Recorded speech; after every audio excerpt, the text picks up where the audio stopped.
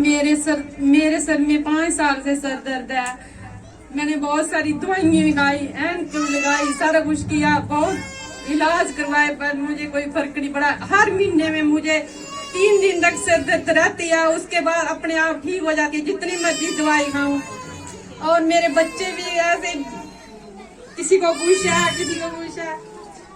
तो मैं अपने घर में चंडी माता की मैं बहुत पूजा करती हूँ। 5 साल से किसी ने मुझे बोला था कि अपने घर में दिन रात जो जला रही हूँ, और माता रानी के आगे दिन रात यही प्रार्थना करती हूँ कि मेरे परिवार में सुख शांति और शायद माता रानी ने ही मेरे सर हाथ रखा है। हमारे घर में थोड़ी सुख शांति है। और किसी ने हमें बोला कि निम्बला में जाओ, उधर मैं गई। जब से मैं जप कर रही हूँ तब से मेरे सर दर्द में फर्क है। जिस दिन मैंने डांसर से लेके गई मंत्र रोनाष्ट मंत्र लेके गई, उस दिन मैंने पाठ जबरदस्ती किया, मुझे बड़ी सर दर्द हुई। अब मैंने गुरु माँ ने बोला था कि ये जल लगाते रहना और पाठ करते रहना। मैं करती गई और लगाती गई, मेरे सर दर्द मेरी ठीक हो गई। और मैं जब तब से दिन रात जप कर रही हूँ, और हवन भी दिन रात सुबह शाम करती हूँ। तब से मेरे घर में थोड़ी सुख शांति है। लेकिन आज मैं आने वाली नहीं थी, मैंने माता रानी के आगे प्रार्थना, माता रानी मुझे इधर बुलाओ। मैंने सुबह उठते ही माता रानी से काम करते भी मैं यही बोलती रही, माता रानी मुझे अपने स्थान पे बुलाओ, जैसे मर्जी बुलाना है। आज मैंने अपने स्थान पे आना है, तो माता रानी की कृपा हुई। मैंने कोई तैयारी नहीं रखी थी, ऐसे ही मैं अपना काम कर रही थी, तो मैं तैयार हूँ। जय माता दी। जय गुरु माँ, जय माता दी, जय माता दी। मेरा नाम सुनील शर्मा, मैं चनैनी का रहने वाला हूँ। और मेरा आज का अनुभव ये है कि मैं जब भी इधर ग्राउंड में हॉल में एंटर हुआ था, तो मेरा सिर इतना बारा था। जब ये जो हो गया तो मेरा सिर अब बिल्कुल हल्का, मेरी शरीर बिल्कुल हल्का सा हो गया। और मैं पहले का भी बहुत बीमार था, मैं अप्रैल महीने से बीमार था। मेरे को एंजाइटी की प्रॉब्लम थी, मैंने बहुत सारी दवाइयां खाई, मेरे को कोई फर्क नहीं पड़ा। तांत्रिक मैंने बहुत सारा इलाज करवाया, कोई फर्क नहीं पड़ा।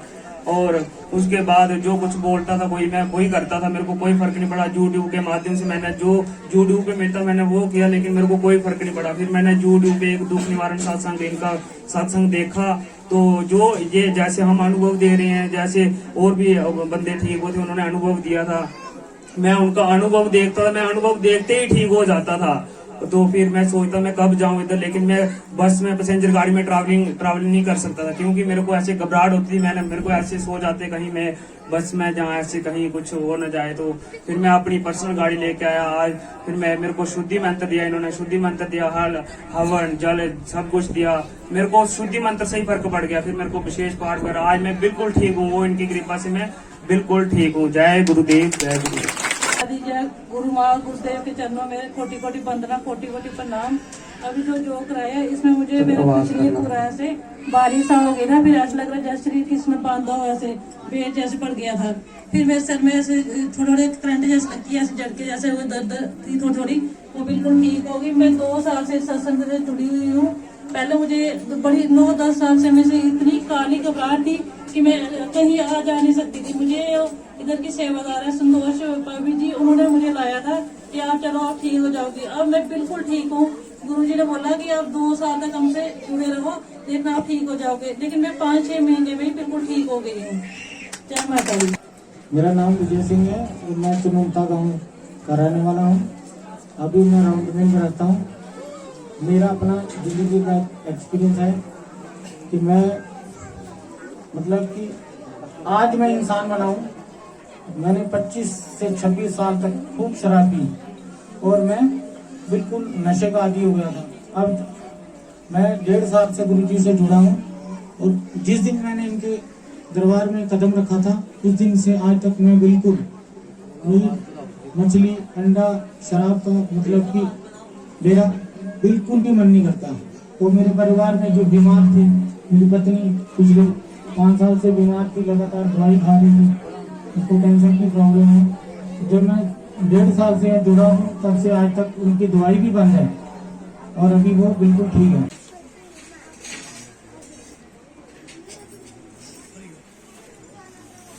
एक ओंकार सतनाम श्री वाहे गुरु।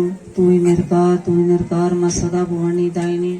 सम्मुखात गणेश प्राणदेव रक्षा करो। भगवान ब्रह्मा, भगवान विष्णु, भगवान विश। सतगुरुदेव महाराज की जय, माँ भगवती की जय। सभी भक्त जो जहाँ इस काली माँ के मंदिर में कुटार गांव में जो आज माँ की कृपा के लेने के लिए आए हैं, उन सभी को माताएं, बहनें, भाई बंधु सभी को मेरी तरफ से कोटि कोटि प्रणाम, कोटि कोटि वंदन है। इस सत्संग जो आप बहुत भाग्यशाली हो कि ये सत्संग बहुत ही दुर्लभ मिलता है।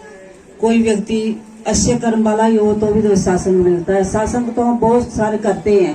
सत्संग का हर व्यक्ति को ज्ञान नहीं है कि सत्संग है क्या, क्योंकि हर व्यक्ति घर घर में कोई शादी होगी तो 8, 10, 15, 20 बहनें इकट्ठी होकर बोलेगी सत्संग कर दिया हमने, 4, 5 भेंटा गाएगी, भजन गा लेगी तो पुनः सत्संग हो गया। ये सत्संग नहीं है, सत्संग को कीर्तन है। अच्छा है, करो आप, अच्छा है कीर्तन।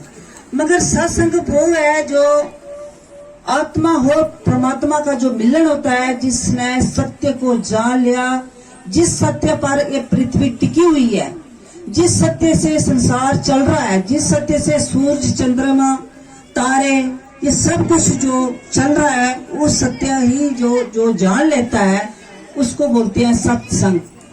उसके साथ संपर्क, उसके पास बैठने मात्र से, उसके साथ वार्तालाप करने मात्र से ही जब आपका दुख दूर होता है, कोई भी प्रॉब्लम होती है, जब आपका अंतःकरण शुद्ध होता है, जब आपके भावनाओं में, आपके विचारों में जो आपके विचार चेंज होते हैं, कोई आपके शरीर में ऐसे कोई घटना घटती है, आपके घर में सुख शांति आती है, आपके मन में सुख शांति आती है, उसके पास बैठने से तो वो परमात्मा का भेजा हुआ ही है। क्योंकि माँ भगवती परमात्मा साक्षात नहीं जहाँ आते, साक्षात आए भी तो भी व्यक्ति नहीं समझ सकता। इसलिए माँ भगवती ने ये दुख निवारण है। चाहे बच्चे हो, चाहे बूढ़े हो, चाहे जवान हो, कई प्रकार के दुख लोगों को बहुत घेरे हुए हैं। लोगों भगवान बोलते कि परमेश्वर को भूलिया व्यापन सभी रोग। परमात्मा को भूलने से ही व्यक्ति को दुख आता है। जब परमात्मा को भूल जाता है, उसकी पावर, उसका उद्योग, उसकी शक्ति, उसकी पावर जो हमें चला रही है, जिसकी पावर से, जिसकी शक्ति से, जिसकी ऊर्जा से हम चल रहे हैं, बोल रहे हैं, वो व्यक्ति अपनी मान लेता है। जब अपनी मान लेता है तो फिर परमात्मा बोलते हैं कि तू अपनी मान लेता है तो अपने बल पर कर जो कुछ भी करना है। संत महापुरुष भी परमात्मा के बल के पार ही चलते हैं। हर व्यक्ति और परमात्मा को जब बोलते हैं कि परमात्मा आए, उनको कहाँ बिठाएं। जैसे हम एक मूर्ति बनाते हैं तो उसकी मूर्ति की प्राण प्रतिष्ठा कराते हैं, एक मंदिर बनाते हैं, शुद्ध जगह बनाते हैं। उस शुद्ध जगह से वहां परमात्मा को हम बिठाएंगे, मूर्ति बिठाएंगे। ऐसे ही भगवान भी अपने भक्त को देखते हैं, उसका अंतःकरण कैसा है, उसकी भावना क्या है, उसके आचरण कैसे हैं, दूसरे के लिए कर सकता है, इसके पूर्व जन्म के कर्म कैसे हैं। कई जन्मों के कर्म जब उसके पास इकट्ठे होते हैं तभी तो आगे वो कर्म कर सकता है।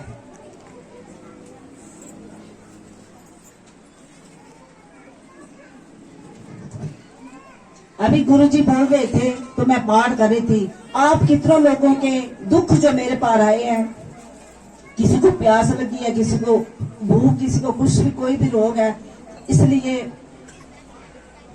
बोलने में थोड़ा जब बोलती हूँ तो और ज्यादा दुख आते हैं। क्योंकि भगवान बोलते हैं कि उसकी वार्तालाप करने मात्र से, उसके स्पर्श से, उसकी दृष्टि से ही लोगों का कल्याण हो जाता है। उसको बोलते हैं गुरु।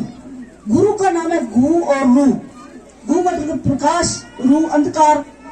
वो अंधेरे से प्रकाश की तरफ लेता है।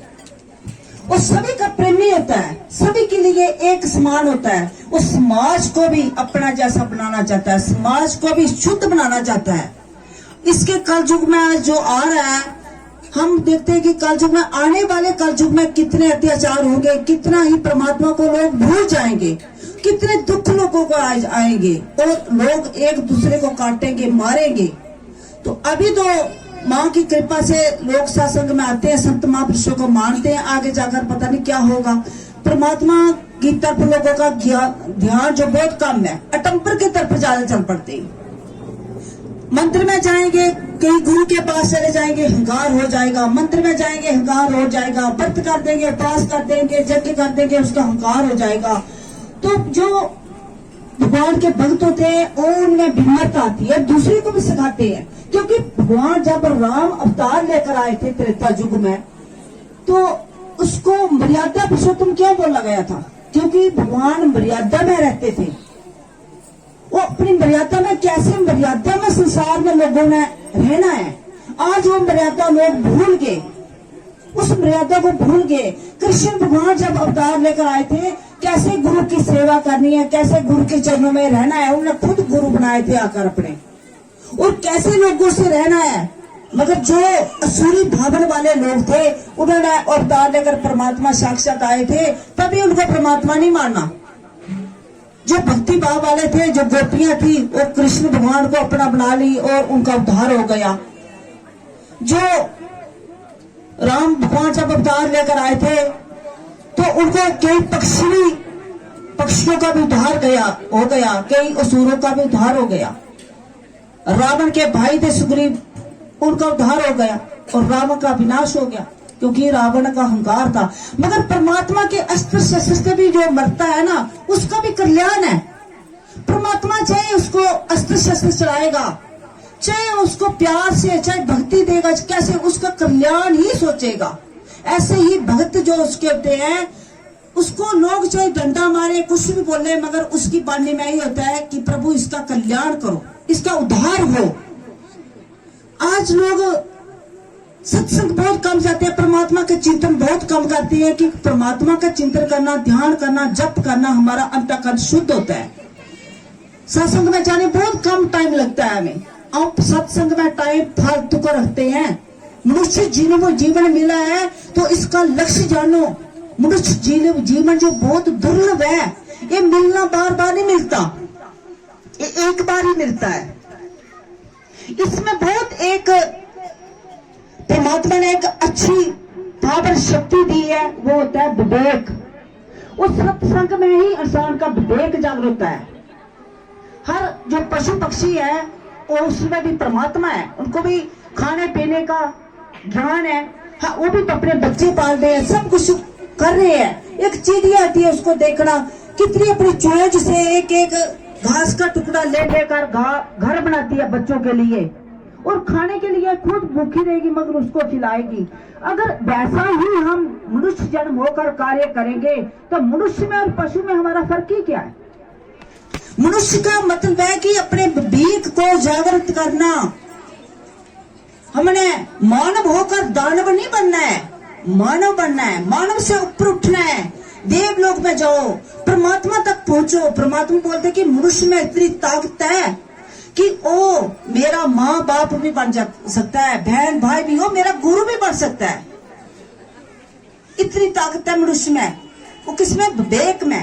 वो विवेक आज लोगों ने ढक दिया है, राग द्वेष से, चुगली निंदिया से, ईर्ष्या से, मेरा मेरा करके परमात्मा को भूल के सब कुछ मेरा। एक दिन छोड़ना ही है, सभी छोड़कर चले गए। हम बोलते कि परमात्मा का नाम, मेरा तो अभी टाइम ही नहीं है परमात्मा का नाम लेने का। अभी तो मैं बच्चा हूँ, अभी खाने पीने का टाइम है, खाओ पियो मौज मस्ती करो। परमात्मा के नाम लेने की कोई उम्र नहीं होती। छोटा बच्चा हो, बूढ़ा हो, जवान हो, कोई करेगा भी पाठ तो उसका मजाक लेगी कि अभी छोटा है, माला लेकर बैठ गया। बूढ़ों का काम होता है, मरना तो सभी ने है। परमात्मा ने लिखकर नहीं दिया कि तू कब मरेगा, कौन सा टाइम की बूढ़े ही मरेंगे, नहीं। कब काल आ जाए उस पर कोई पता नहीं। प्रहलाद का उदाहरण लो, ध्रुप का लो, तन्नाजट का लो, मीरा का लो। प्रहलाद कितना छोटी उम्र का था, ध्रुप कितनी छोटी उम्र का था, परमात्मा के भक्त हुए। उस सत्संग में जाने से जो रोकता है, उसकी बात भी मत मानो। हो सकता है उस पर कोई ग्रह आ गया है हमारी, और हम दूर कैसे होते हैं कि हमारी आदत एक बहुत ज्यादा होती है, किसी की बातें करने की, इधर उधर की बातें करेंगे। सत्संग में सत्संग की बातें हमें भूल जाएंगी। सत्संग के पंडाल से बाहर निकलेंगे, पल्ला झाड़ देंगे, पल्ला झाड़ दो, मगर कोई बात नहीं। मगर जो लिख दिया, जो आपकी डायरी में जहाँ बैठने का टाइम 1 घड़ी आधी से पुण्य याद, तुलसी संग साथ की हरि कोटि अपराध। 1 घड़ी भी बैठ के आधी भी बैठ के वो आपके कर्मों में लिख दिया, उसका भी फल आपको मिलेगा, वो नष्ट नहीं होगा। ये ज्ञान है, ज्ञान कभी नष्ट नहीं होता। पुण्य वाला कर्म को करोगे तो पुण्य का फल लेकर पुण्य खत्म हो जाएगा, मगर जहाँ ज्ञान में बैठे हो, ज्ञान की समाधि में, ये आपका नष्ट नहीं होगा। ये आपका समय जो मूल्यवान समय है, जो समय मिला है, समय का हर व्यक्ति को सदुपयोग करना चाहिए। समय बहुत मूल्यवान चीज है। समय किसी का इंतजार नहीं करता। अभी सुबह हो गई, दोबारा नहीं आएगी, कल आएगी, कल क्या होगा क्या पता। इसलिए समय का शास्त्र भी बोलते हैं, संत महापुरुष भी बोलते हैं कि समय का सही इस्तेमाल करो, उसको सदुपयोग में लाओ, उसको भगवान के सत्संग में लाओ, कीर्तन में लाओ, सेवा में लाओ, जप ध्यान में लगाओ। मगर समय हम कहाँ लगाते हैं? ताश में 4-5 भाई इकट्ठे होकर, यार मैं बोर हो रहा हूँ, क्या काम है, क्या करूँ, कोई टाइम पास करने के लिए आजा, ताश के पत्ते लेकर ताश खेलते हैं। तो ये टाइम बर्बाद है। क्रिकेट खेलेंगे, ऐसे खेल में चले जाएंगे, 4-5 बहनें 8-10 इकट्ठी हो जाएंगी तो चुगली निंदा करने शुरू हो जाएंगी, उससे आपका पाप बनेगा। 4-5 बहनें अगर चुगली निंदा करें, और तो एक उसमें सत्संगी होगी ना बैठी हुई, वो सत्संग की बातें शुरू कर देगी तो उनको सत्संग की बातें अच्छी नहीं लगेगी, वो वहां से उठकर चल जाएगी। अगर आपके पास कोई बहन ऐसी आ भी जाती है तो उसको साथ राम राम बोलो, सत्संग की बातें शुरू करो, तो चल जाएगी आपके पास से। क्योंकि मक्खी वहां बैठती है जहां गंदगी होती है। साफ जगह, स्पष्ट जगह होगी, सुगंधित जगह होगी, वहां मक्खी नहीं बैठती, वहां मधुमक्खी बैठती। इसलिए अगर अपना आप हमें शुद्ध रखा होगा तो कोई राग द्वेष की बात, ईर्ष्या चुगली निंदा की हमारी करेगा नहीं। क्योंकि ईर्ष्या द्वेष चुगली निंदा की हम बातें करते रहेंगे, सत्संग बोलेंगे, अरे उन्हें टाइम ही नहीं है, मगर 4 बातें संसार की, किसी की सास बहू की, और बहू जो सास की, दरानी शानी की, रिश्तेदार भैया की बातें इकट्ठी, धुनी जाप की बातें इकट्ठी करके बैठ जाती है हम, तो परमात्मा का नाम नहीं लेती, वहां जाने का टाइम ही नहीं है। हमें सत्संग में जाना है, सत्संग में हमें सत्संग की बातें सुननी है, ज्ञान की बातें सुननी है, वो क्या बोलते हैं उसके आधार पर हमें चलना है, वो बानी पकड़नी है, अपना कल्याण करना है। चुगली निंदा करके हमारे पर पाप आएंगे, हमारा बुरा कर्म बनेगा, तो बुरे कर्म से हमें नरक जाना पड़ेगा और समय भी बर्बाद हो जाएगा। इसलिए सभी माताएं बहनें जो जितनी बैठी हैं, सभी की अपने घर को संभालना है, तो राम नाम परमात्मा का सिमरन, परमात्मा का ध्यान चिंतन करो, दूसरों को भी बुलाओ, अपने बच्चों को भी सिखाओ, बच्चों पर भी प्रभाव पड़ता है। जैसे बड़े करते हैं वैसे छोटे बच्चे करते हैं। अपने पत्नियों को भी, सभी को सत्संग में लगाओ, अच्छे कर्म में लगाओ, दूसरों की सेवा में लगाओ, दीन दुखी की सेवा में लगाओ। कोई दीन दुखी है उसकी सेवा करो, हर व्यक्ति की अपने कर्तव्य कर्म करो। जो कर्तव्य कर्म करता है अपने सास ससुर की भी सेवा करो, मगर सास ससुर की सेवा अच्छा करो। जो हर व्यक्ति की भगवान बोलते हैं कि कोई हजारों में से एक मेरा भक्त बनता है, हजारों में से कोई एक मेरी तरफ चलने का प्रयत्न करता है, और उन हजारों में से एक मुझे पाता है। तो परमात्मा को पाना बहुत दूर की बात है, मगर अच्छे कर्म बना कि हमें आसान जन्म मिल जाए, देखते लोग तक हम चले जाएं। आगे करते करते करते तो जहाँ तक आप भक्ति करते करते आगे हो सकता है हमारा शरीर छोड़ देंगे, तो दूसरा जन्म भी हमें अच्छा मिलेगा, वहां भी हमें भक्ति मिलेगी। ऐसा करते करते एक दिन तो परमात्मा मिलेंगे। अपना कोशिश तो जारी है, चल तो रहे सही मार्ग पर, सही रास्ते पर चल रहे हैं, तो एक दिन मंजिल मिल जाएगी। उसको मंजिल को हमें छोड़ना नहीं है। परमात्मा बोलते हैं कि स्त्री जब परमात्मा की तरफ चलती है, परमात्मा को पा लेती है, तो अपने 2 कुल को तारती है। 2 कुल को, पुरुष 1 कुल तारता है, स्त्री 2 कुल तारती है। शास्त्रों में लिखा है कि तुलसी पूर्व जन्म से हरि चर्चा ने सुभात, जैसे जबर के जोर से भूख विदा हो जात। कि को सत्संग अच्छा नहीं लगता। सत्संग कर रहा होगा, उसकी बात सत्संग कर रहा हो, उसको अच्छी लगेगी, वहां से उठकर चल जाएगा या कोई और बात शेयर देगा, क्योंकि उसके पूर्व जन्म के अच्छे कर्म नहीं है। जब एक बार सत्संग में आ गया, कहीं भूल गया अगर बेचारा, दूसरी बार नहीं आएगा कि मैं नहीं वहां जाऊंगा, क्योंकि उसके पूर्व जन्म के कर्म भी अच्छे नहीं है। जैसे कि बुखार व्यक्ति को हो जाता है तो उसको कितने भी छप्पन प्रकार के भोग उसके आगे रख दोगे तो उसको अच्छे नहीं लगेंगे, वो भी खराब लगेंगे उसको, क्योंकि भूख ही नहीं है। जैसे भूखे को खाना अच्छा लगता है, प्यासे को पानी अच्छा लगता है, ऐसे प्यास तीव्र जिज्ञासा परमात्मा की तरफ हो तो परमात्मा झट से मिल जाते हैं, परमात्मा के भक्त भी ऐसे हमें मिल जाते हैं। तो परमात्मा की तरफ जाना, लगन करना। एक बार सीता जी जब वनवास जा रहे थे, राम और सीता दोनों चित्रकूट में ठहरे हुए थे, तो जनक जी चले गए अपनी बेटी के पास। वहां उन्होंने देखा कि सीता जी अपने अच्छे सादे कपड़ों में बैठी हुई है, साड़ी पहनकर आनंद से मगन से बैठी हुई है। तो जो उनके साथ जनक जी के साथ जो और सैनिक थे उनके साथ, वो सीता जी को देखकर रोने लग पड़े। वो बोलने लगे, देखो कितने अच्छे प्यार लाड से ये जनक हमारे राजा ने बेटी पाली थी, अभी इसको कितना कष्ट उठाना पड़ा। खाने को अन्न नहीं मिल रहा है, सोने को अच्छा बिस्तर नहीं मिल रहा है, कहाँ जंगलों में रह रही है, गंद मूल खाकर रह रही है, ये क्या कर रही है। और रोने शुरू हो गए उसको देखकर। मगर जनक जी जानते थे, जो परमात्मा के तत्व को जान लेता है ना, वो सब कुछ जानता है कि सादे भेष में रहना और परमात्मा का तत्व पाना कितना अच्छी बात है। और जानकी माँ जो थी वो तो एक परमात्मा ही थी, दुर्गे माँ थी।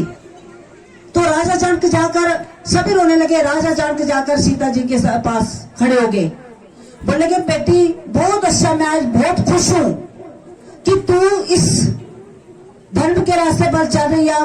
जहाँ वनवास में आई है, तूने 2 कुल का उद्धार कर दिया है।